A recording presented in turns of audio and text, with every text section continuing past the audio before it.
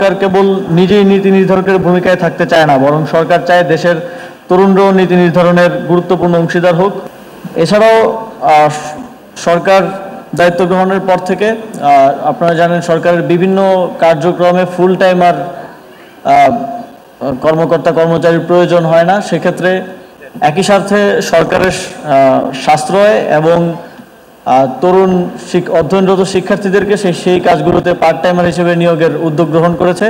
ইতিমধ্যেই আমাদের ট্রাফিক কার্যক্রমে শিক্ষার্থীরা পার্ট টাইমার হিসেবে যুক্ত হয়েছেন এবং এর বাইরেও আমাদের যে অটোরিকশা চালকদের ট্রেনিং কার্যক্রমে ট্রেনার হিসেবে অধ্যয়নরত শিক্ষার্থীদেরকে যুক্ত করা হয়েছে এবং আরও অন্যান্য জায়গায় আমরা দেখছি আরও কীভাবে অধ্যয়নরত শিক্ষার্থীদেরকে পার্ট টাইমার হিসেবে কর্মসংস্থানের সুযোগ তৈরি করা যায়।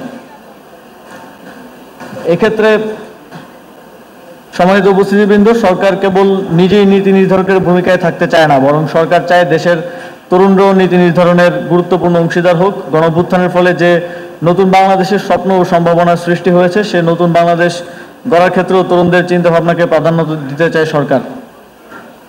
সরকার তাদের কথা শুনতে চায়, তাদের দৃষ্টিভঙ্গি জানতে চায় এবং তাদের চাহিদাকে বুঝতে চায়। এই উদ্দেশ্যেই যুব উন্নয়ন অধিদপ্তর দেশের 10টি বিশ্ববিদ্যালয়ে পলিসি কম্পিটিশন আয়োজনের উদ্যোগ নিয়েছে, যার মাধ্যমে তরুণদের চিন্তাভাবনা ও প্রস্তাবগুলো রাষ্ট্রীয় নীতিতে অন্তর্ভুক্ত করার চেষ্টা করা হবে।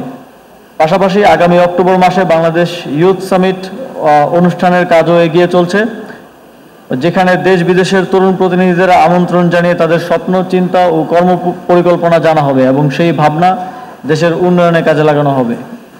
সম্মানিত সুধী, প্রতি বছরের ন্যায় আজও 16 জন কৃতিত্বপূর্ণ যুব ও যুব সংগঠককে জাতীয় যুব পুরস্কার প্রদান করা হয়েছে। যারা এই অত্যন্ত মূল্যবান পুরস্কারে ভূষিত হলেন, তাদের সবাইকে আন্তরিক অভিনন্দন জানাই এবং আশা করি তারা দেশের সেবায় অবিচল থাকবেন এবং দেশের যুব সমাজের জন্য অনুপ্রেরণা হয়ে থাকবেন।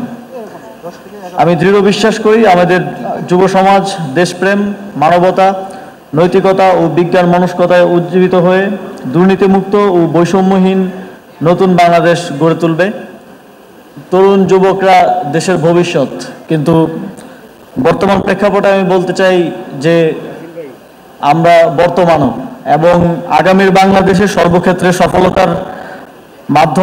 সফলতার সাথে নেতৃত্বের মাধ্যমে এই কথা প্রমাণ করার জন্য এই যুব সমাজ কঠোর পরিশ্রম করবে এবং তাদের সফলতা বাংলাদেশ সহ পুরো বিশ্বের সামনে তুলে ধরবে, এই প্রত্যাশা রাখছি।